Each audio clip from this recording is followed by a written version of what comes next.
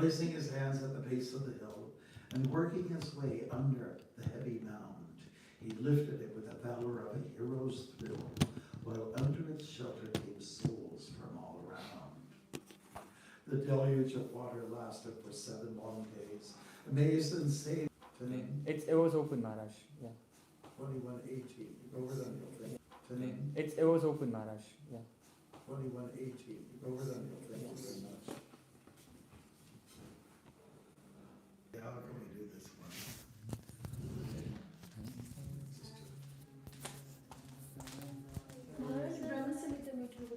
I was just trying to do Brahma-samhita. That's not enough for it. Let's see. No, Maharaj, the second, another. Pardon me? Another. Yeah, do you have it? Yeah. I'm just trying to think of it. That's the one I was thinking about. Hanta yama adrir balahari dasparo baryo. Yad Rama Krishna Charana Sparasha Pramoda.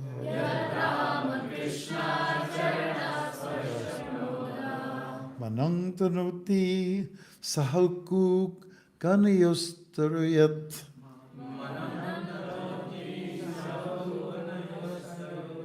It's not perfect, but we're trying. Paniyang Suvas Suyavasa Kandara Kadambulai.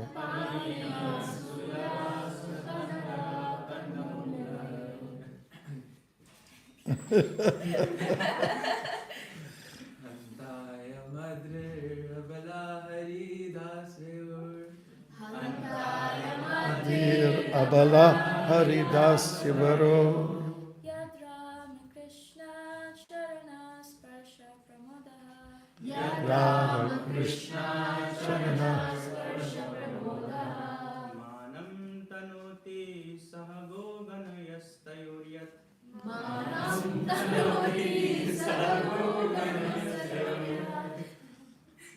Okay, it's probably the Brahma Samhita approach. Pani Yasuya Vasakandara Kandamule. Pani yasuya vasakandara kandamule. Antaya madre rabala haridasvaryo.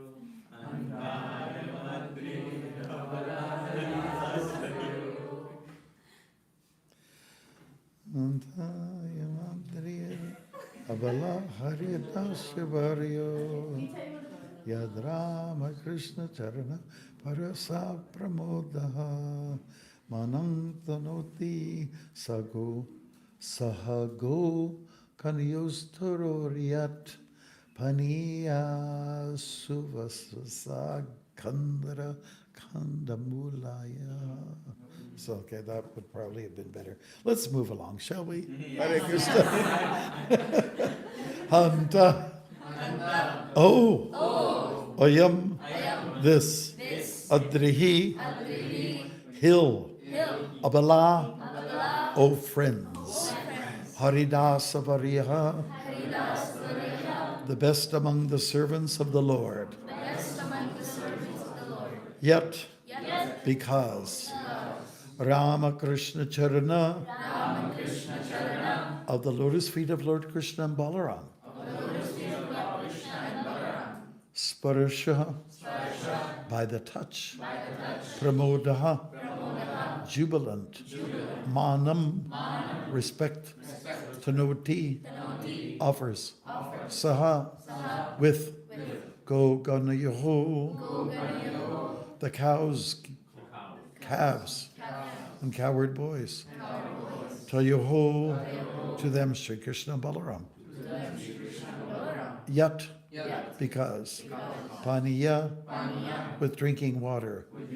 Suyavasa, very soft grass. Kandara, caves. Kandamulahai, and edible roots. Translation. Let's do this all together. Of all the devotees, Sri Govardhan Hill is the best. Oh, my friends, this hill supplies Krishna and Balaram along with their calves, cows, and cowherd friends, with all kinds of necessities, water for drinking, very soft grass, caves, fruits, flowers, and vegetables. In this way, the hill offers respects to the Lord. Being touched by the lotus feet of Krishna, Balaram, Govardhan Hill appears very jubilant. Purport by His Divine Grace, A.C. Bhaktivedanta Swami Prabhupada. No sneaking. This translation is quoted from Srila Prabhupada's Chaitanya Charitamrita, Madhya Lila, 1834. Hare Krishna. Srila Vishwanath Chakravarti Thakur explains the opulence of Govardhan as follows. Paniya refers to the fragrant, cool water from the Govardhan waterfalls. Okay, here's one. Which Krishna and drink, and used to wash their feet and mouths. Govardhan also offers other beverages, such as honey, mango juice, and pilu juice. Suyavasa indicates dhruva grass, used to make the religious offering of arghya. Govardhan also has grass that is fragrant, soft, and conducive to the strong growth of cows and increased production of thus, this grass is used for feeding the transcendental herds. Kundara refers to the caves where Krishna, Balaram, and their friends play, sit, and lie down. These caves give pleasure when the weather is too hot or too cold. Yes. Or when it is raining. Govardhan also features soft roots for eating, jewels for ornamenting the body, flat places for sitting, and lamps and mirrors in the form of smooth stones, glistening water, and other natural substances. Wow, this is amazing, isn't it? Okay. Namo Om Vishwabhadaya Krishna Bhakti Srimati Bhaktivedanta Swami Namani Namaste Saraswati Devi Gauravani Vicharini Navashisha Sanyavari Pasachari Shantarini. Jai. So I was in Vrindavan a few years back and with a devotee couple from Toronto here. And we also had an actor devotee from Los Angeles. And maybe one or two more people. And it was Akadashi, or I don't know, full moon or something, I can't remember. Said, let us go to Govardhan Hill and walk around the hill at nighttime. No one will be there. Guess what? Everybody was there. It was such a packed house. We just wanted to get away from the crowds, and we didn't succeed. Govardhan Hill is a very sacred place. And one of my good friends from France, he's a filmmaker, he did a documentary on Govardhan Hill called God's Mountain, something like that. Well, it's not exactly a mountain. It's not very high. In fact, if you go to some of the sort of rock formations, and when we went to Nunavut, I was thinking a little bit about Govardhan, although in Nunavut it's kind of smoothed out, but in Govardhan it's still quite rugged rock, Now, you circumambulate it. It takes about 5 hours to walk it. And generally people do start in the morning. It is kind of cold on the feet, even for Canadians. But you gradually, say you transition with your feet in terms of the temperature gets hot after sometimes. But people from all over the world come there, and there's some extraordinary sacrifices that people do. The first time I went around Govardhan Hill, I was just I was a young brahmachari. I just couldn't fathom how full of bhakti people are. It's so well demonstrated in Govardhan Hill. And like say a husband and wife team, will go at it, and they'll do something like this. He offers obeisances 108 times, and each time that he goes down, she touches his feet, and then wherever his feet were, a rock is put down to the front, and then they kind of keep going that way. Do you understand what I'm saying? Yeah, A little yeah. bit leapfrog. You've seen it before, and this takes several weeks to get completed. So people do a lot of push-ups. So there's a lot of good workout, and of course also it's a work-in. It's both together. If you can do that, that'd be wonderful. If you can combine physical achievement and also gain something spiritually, then you're doing really good. You're doing really good. What a great marriage it is, honestly. So people are quite crazy about going there, and there's a few stops that are significant. Of course, there's Shamakund and Radhakund are there, where people may take a bath or at least take the water and sprinkle upon themselves. Be mindful. My purport right now is like a lot of Prabhupada's purports. There's all this glorious stuff going on, but beware, beware of, just like he'll talk about unscrupulous, he used that word, unscrupulous commentators. So we're not talking about unscrupulous commentators here. We're talking about people who are there to take advantage of you. You're rupees. I can do this for you. I can do that for you. And if you read the Chaitanya Charitamrita very, let's say, diligently and with detail, you will appreciate that there are a lot of sadhus there that are like mityachara. Mitya means false, and achara means teacher. And they will take advantage. They've cut the profile of being like a sadhu, but indeed there's lots of stuff going on, in the background, lots of stuff. Bhaktisiddhanta Saraswati Maharaj did talk about the cheaters and the cheated. How so? I'll just give you an example. Some men who are sadhus, they take advantage of their saffron, and there are some ladies, I'm talking about Vrindavan and Govardhan Hill, and some ladies would love to have a baby by a sadhu, right? So there's all this kind of like cheating going on, and it's not very wholesome. I do not need to explain anymore. Haribol. Okay. I would say this, and I hope it really penetrates for those who may get a chance to go to this wonderful location, a place of pilgrimage. Do be aware of some of the sadhus there. Just take shelter of ISKCON leadership, and then you'll be okay. Otherwise, you have what's called sahajas. You have,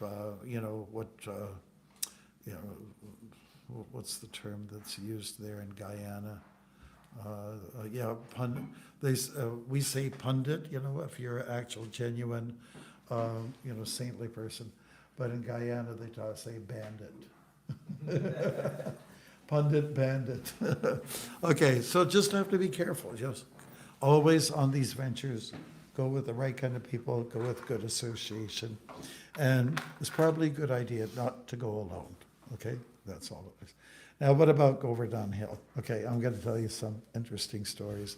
The last time I went there, be equipped. There are monkeys there, okay?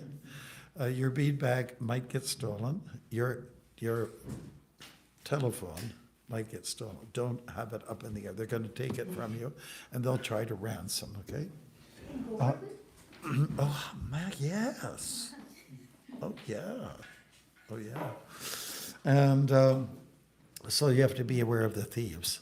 There are some merchants there that have a truckload of bananas, and they'll tell the pilgrims, monkey seva, monkey seva. So you give some rupees, and the guy is, he appreciates that's his living for his family, so he sells bananas, right? And I don't think you grow bananas there in Vrindavan. It's a little too, just too cold up there. The bananas come from a little further south, from what I recall. Mayapur is a little, temperature is a little bit better. Okay, so beware of thieves, I don't want to get you all, worried now, and change your mind about going there. The last time I was there was a fellow, he had a motorcycle, and it was parked sort of very close to the base of the hill. And he wasn't there, he was not present there. So a bunch of monkeys got in there. They started tearing that thing apart, because that had like a seat made of the cushion, like they started pulling the vinyl off and just tearing it apart like anything. I felt so, where did the guy go? Did he abandon his vehicle? Okay, those are some interesting things that happened. Let's get back to the real story, okay? It's a sacred place. And some of the descriptions given here of the hill are quite astounding, Valuable stones and gems are there. And waterfalls. You don't have waterfalls there anymore. In fact, every day there's some, like Govardhan Hill is supposed to be reduced in size by the size of a mustard seed. There's curses. It's Kali Yuga, so you can expect things are not up to the mark as to what it used to be, Beautiful grasses. There are still cows that go there. You're not required. You should not be stepping on the hill. It will be a great offense. And if you do, people go, yeah. There'll be all this stuff, and you'll never hear the end of it, So you can't step on Yeah, but then how do you circumambulate it? you walk around it. Oh, no, okay. Just like if I circumambulate Oh, you, very it good. doesn't mean I step on you. Got it. Okay, right? Now this, you could ask one of the girls to give you a massage by stepping on your back or something, but generally you just walk around. From the aerial point of view, the shape of the hill is like that of a peacock. It's like that of a peacock, yeah. And it's actually quite narrow on one end, and it goes wider on the other side. It's more like a ridge as opposed to a hill. You know what a ridge is? Ridge? You don't know? Look it up. Anyways, Krishna was shining through with this Lila, this particular pastime. He had a little chat with his dad. And generally, in Vrindavan, people worship, the Brijvasis, they worship Vishnu. But they've also been known to worship the goddess. And that's also in the 10th canto of the Bhagavatam. They've been known that some of the men went to a nearby place to worship the goddess, I think it was Amba, or Uma, Uma. And then while in the process, a big, like a python or anaconda came and was swallowing Nanda Maharaj. And but Krishna came to save the day, as he usually does. And but they did go to worship the goddess, and in this case they're worshiping Indra. Now we know it's very clear. Krishna made it very clear in the Bhagavad Gita. Much later on, when he's sort of an advanced, or let's say mature person, he's talking to Arjuna that worship of the devatas is not very intelligent, because whatever they offer is of temporary value, right? If you're given a gift and it has real value, it means it has long-lasting sentimental value, and that's just not. So, okay, here we go. There you go. Haribol. Where is the peacock ship? Well, you'd have to fly further up here to see it. I don't think this shows it that well. Okay, but trust me. And okay? Trust me. And Krishna had a discussion with his dad, and he said he was trying to desist him from the worship of the Indra, of the god Indra, and because it was a tradition, you know, and this is where sometimes young people, they ask, why do I have to do this and why do I have to do that, you know, when it comes to the temple or worship of gods. And sometimes parents are not well equipped to answer, you know. So then it doesn't become very fulfilling. If you can get your questions answered, that would be great. But here's Krishna's argument, you know. And there's some, you can read in detail, the karma amongst the philosophies described there in the dialogue. Krishna is just saying doesn't make much sense. Indra's not doing a very good job. He's pouring water on the rivers and on the lakes and the oceans, and you know, and they don't need water. So he's not doing a very good job. If you want to distribute your mercy, you know, put the water where, like the desert or places where it gets a chance to go. That was one of his arguments.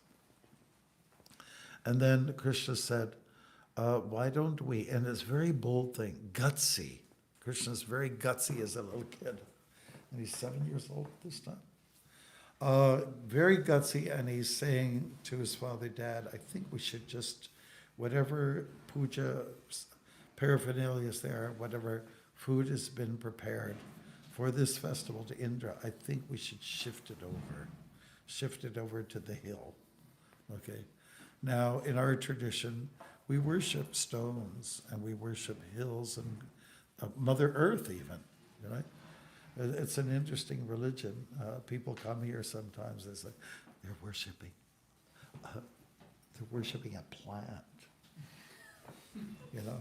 And so we worship plants, we worship the land, we worship water, the Ganga, right? We worship wood in the form of Jagannath. We've got everything covered, you know? And this is a great assault onto the people who especially come from the Mid-East. They are determined, all three of the biggies, the Jewish community, the Muslim community, and the Christian community. There's one God, you know, and one should not worship strange gods before thee. You ever heard that before? They make a big deal about it. It's one of the 10 commandments. Don't worship these idols. There's a golden calf. If there was a golden calf here, you know, like an image of a golden calf, immediately devotees would offer their obeisances here. We would do that. Calf is sacred according to our Shastra. And a golden calf, wow, shush. You know, but that didn't work in the time of Moses. I guess it's up for discussion. Let's say people were not ready for such worship, so God was, you know, discouraging them from that. But what if you are devotionally ready? Also, the term that's sometimes given, one should not have strange gods before or idols. Well, what if God is not strange? What if Krishna is familiar to you and your many, many ancestors, right? That word strange is sometimes used. Well, it's strange if you're not accustomed to it. But if you are accustomed to it, you know, so here we are, worshiping a hill, for God's sakes, you know. And because our approach to life in terms of the absolute truth is very inclusive. It's very inclusive. Krishna says, I'm the taste of water. I'm the light of the sun and the moon. He says, identifies with so many things. Fragrance of the earth. I am this, I'm that. Like he also doesn't. He's got a perfect life insurance policy here, you know, that he's everywhere. And we are supposed to see that kind of sacredness. Yeah. In fact, just the other day, it was Sunday, and one interviewer came. He was really, first of all, he wasn't, when he got there, he said, oh, you're not from Holland. Oh, this is a story, it's called On the Pipe. There's on the pipe means somebody sits on a pipe and it's supposed to be about a local person. I was not a local person, but I said, my parents are from here and I walked here, and so anyways, he did do the article, and one of the questions he asked you, what did you get out of this walk across the Netherlands, or in general, what do you get out of the marathons that you're doing? And I said, well, we are to understand sacredness is everywhere. God is not just in what they say, the kerk. Kerk means the church. God is not just in the church. He's not just in the temple or synagogue, but he's in you, and he's in me, and he's in the floor and the sky. So the idea is that from walking and going everywhere, you try to see the divinity behind everything. So he accepted that. He went really deep. He was great. We had lots of, interviews for my short time there, 8 days walking. And the news coverage was just phenomenal. It was great. So anyways, Krishna, he's telling his dad, let's shift it over. And he, because Nanda Maharaj was the Maharaj, the king of the Vaishyas at that time. He was looked up to by all the local villagers. Okay, Nanda said we should do it. Okay, then we'll do it. And then when Nanda, he said, well, my son says we should do it, so we should do it. They all accepted that Krishna's really empowered. He did so many extraordinary miracles already at this point. Now he's doing another one. He's going to show that he's the ultimate weight lifter. And, Atlas, according to the Greek philosophers, he's holding up the earth, with strain. But Krishna, with a little pinky, the pinky of the left hand, he gets in there, under there, and just, okay. And he held it there. So when weightlifters do their thing, they hold it up maybe a minute, and then they have to come back down. What is it like here? But for Krishna, let's describe it's like a child plucks a mushroom and holds it up like an umbrella.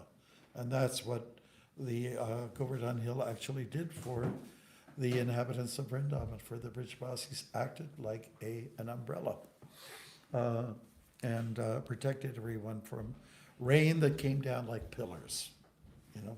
Sometimes rain comes down hard. Sometimes it comes like hail, like ice balls. One of my cousins that walked with me in the Netherlands, he's a grower. He has lots of. He was the guy that brought like yellow, not orange, a blue tomatoes in addition to red to the world. It was like a Japanese engineered thing, and he brought it to the West. So he's a big super guy. Anyways, there was a hailstorm they had in Holland, and in 3 minutes he almost lost his business. The glass busted all over the place, because the hailstones or hail balls. They were the size of, what do they call it? A golf ball size, golf balls. They came down like golf balls. He almost lost his whole business. So imagine, this came down and it seemed like people were protected in time by Krishna, who lifted this hill. And it went on for a whole week. A whole week. Can you imagine? A whole week of no electricity, but definitely running water. And so they felt protected. There are some beautiful stories mentioned in the Nectar of Devotion, how Krishna had his finger up like this, and he was looking at the gopis, and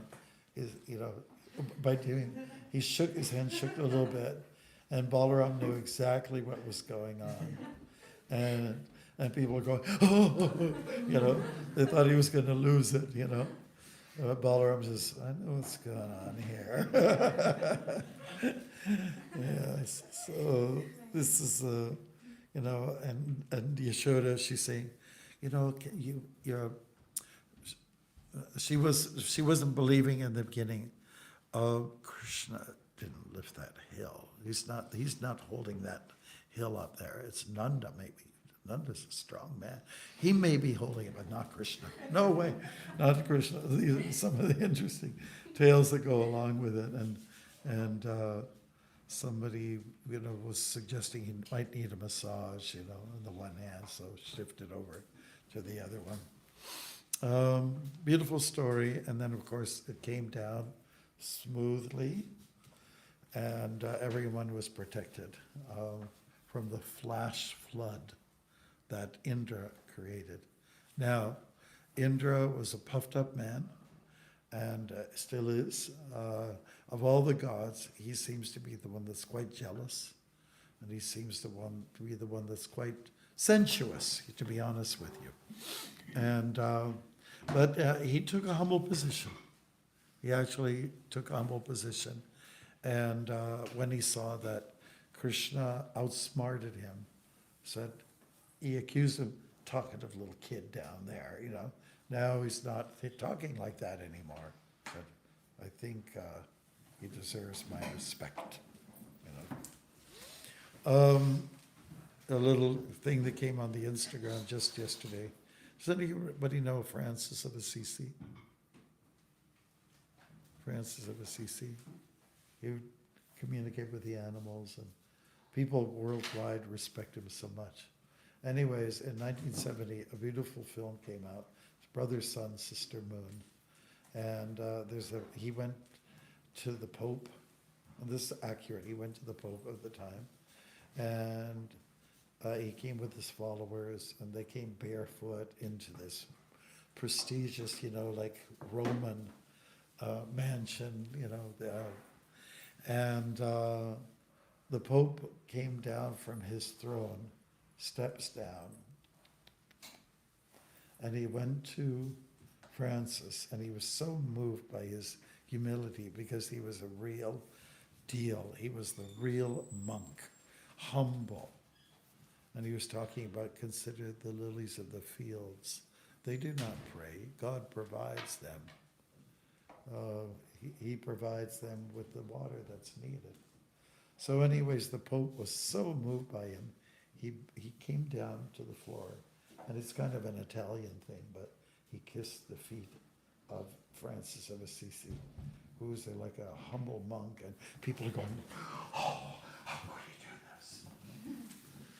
So I'm just bringing this up because Indra, he took a humble position.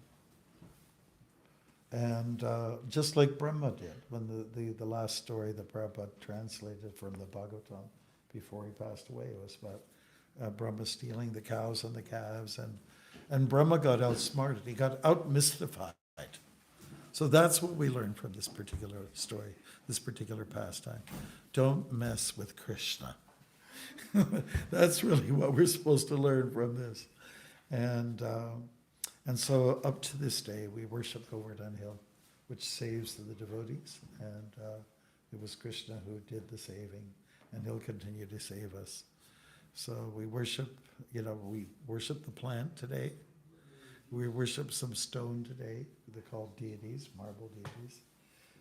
We will also be worshiping, we'll worship Prasadam very soon, by honor and a plant. And so we get a chance to remember Krishna at this time in the form of a hill. That is God in the form of a hill. There's many more things that we like to say, but I think we have to look at the time factor, right? Because I look 8:20. So I'm very much liking Vishaka and her crew who like to be on time.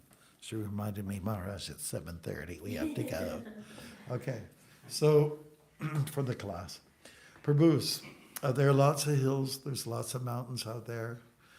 At Cape Town, they have this real famous, flat mountain there. And I guess we have our, hills and mountains that are very, special, sacred to people. But all over the world, people come to Govardhan Hill So let's worship it very nicely. And so Jai Shri Shri Radha Giridhari Ki Jai. Okay, any questions or comments? Mm-hmm. I was just thinking, isn't it a bit similar? I think the Abrahamic religions have their injunction against idol worship, but in the Bhagavad Gita, Krishna also says that, those who worship the devatas are worshiping in the wrong way. Mm-hmm. So don't you think it seems like a pretty similar principle to me, though Christians kind of take it to a very extreme sense nowadays.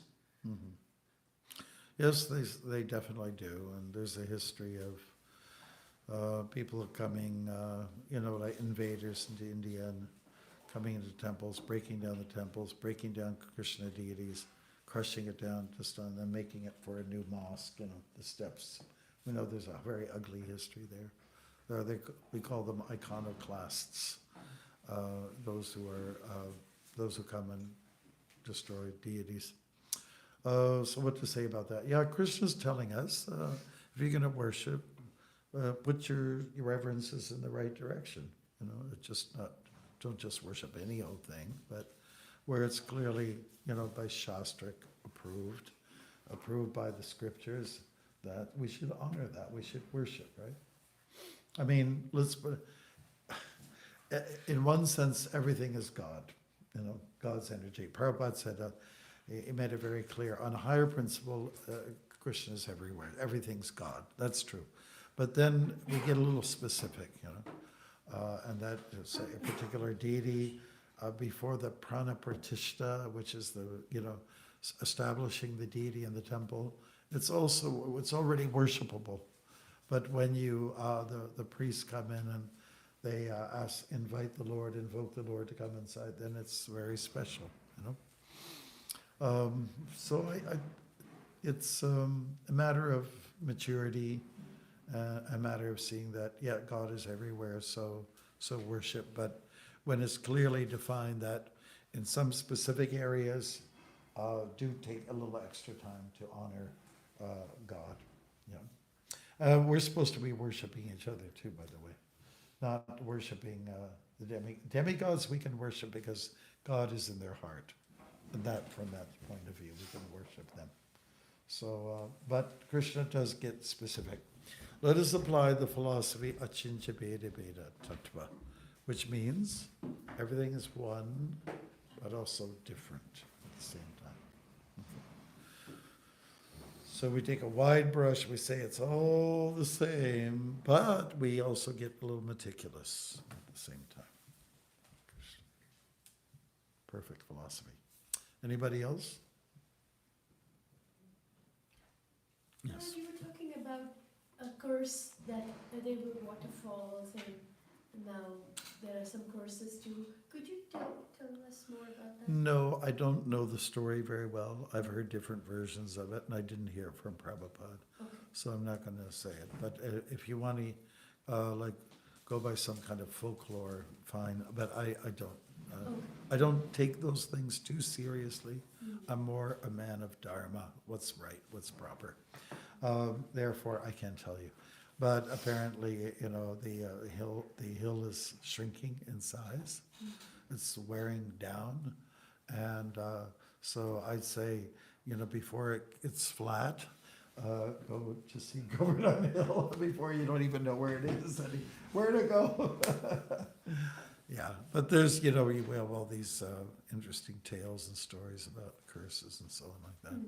But let's put it this way, in Kali Yuga, it is mentioned that Kali Yuga, things get diminished. Like even Vrindavan itself has lost a lot of its sanctity, it's a lot of green space. You understand what I'm saying? Overdevelopment, develop, devil up. People devil up in Kali Yuga, and even some of our devotees have actually taken some of the Ramanriti area where God's sandbox is there. He plays in the sand, Krishna and Balaram, and devotees have bought land there. for their nice little house. Nice, not little house, sometimes big house. So, in my opinion, it's aparad. Total aparad. And Vrindavan was a nice green place when Guru Das and Yamuna and all that went first, to try to establish something there for the Krishna Balaram Mandir. It was a lot more green. And there have been attempts made to make it green again, plant trees. And that's an honorable thing, but you have to be, intelligent. You're going to plant a tree and you put, a sort of like a protective grate around it. Then you have to maintain it. You have to keep watering it. You can't just say, we did our job. You have to, Brahma can say, I did it, but it's Vishnu comes and maintains. So, these are, you can certainly look up if you wanted the curse of Govardhan Hill and find out, you can enlighten us, but it's definitely the scenario that was quite consistent with holy places in India and all that. Like the Gangas got very polluted. There's raw sewage goes in there, right? So that's a big offense, is it not? Yeah. People now go into the Ganga and the Yamuna and they soap up. It just irritates me to no end. I go, nay, nay, nay, soap, nay, nay, and they just add stupid, There's some people who did that from India in one of our rivers here. I think it was the Rouge River, and people soaped up, and this was videoed and filmed. And, soap, like raw soap, right in our water, a clean running water, And have you ever seen the Credit River? It's super clean. It's wonderful. So you imagine people go with those bad habits, and they try to incorporate that here. You're going to get a black eye, from people, get a bad, bad reputation for doing those kind of heinous activities. So we should not offend the holy Dham. We should not commit aparad. We have to be really careful about it. And any efforts made to clean up the stuff. Vrindavan is full of sewage, raw sewage. It stinks.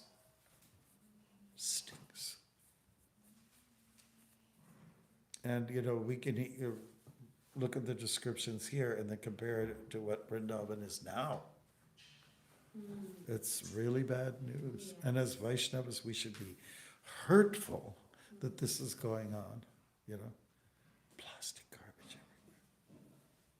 It's horrible. It's not horrible. It's horrible. Okay, so anyways, that's my, my take on what's happening with the Holy Dham. You might go there and see. I had one of our brahmacharis from the Krishna house who stayed with us for a few days. I forget his name. Priya, Sahadev, No. Bruce, Who? Bruce, No, Bruce, not Bruce. Arjuna, Drishta, Sahadev, No, Kartikeya. that's him. Yeah, we took, everybody knows Krishna Kala, right? He took his father's ashes into the Yamuna, and the priest helped us with that. And then I remember Kartikeya. Yeah, he was looking at Maharaj and trying to figure out how this is a sacred river, because it wasn't very clean.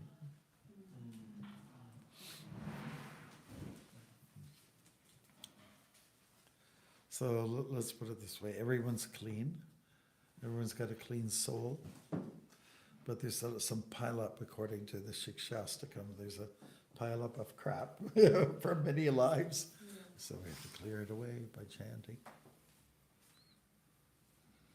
I personally feel that puja is good, it's good to have puja in the Holy Dham, but it's also, I think the optimum puja is to clean up the place. I wish we could be more active on it. It breaks my heart to see it, to smell. It breaks my heart to see the neglect. You can say, Hare Krishna Prabhu, Radhe Radhe. You know, but look around. What are we going to do about it? So sorry, Parus, to shake up your dreams a little bit and make it all, destroy your fantasy ideas about the Holy Dham. There are beautiful temples there. There are beautiful people that go there, and that cannot be denied. But we can do better, right? Peruse, thank you very much for listening, and thank you very much for tolerating me. Here is you're regular, so. And who else is new here? Okay. She's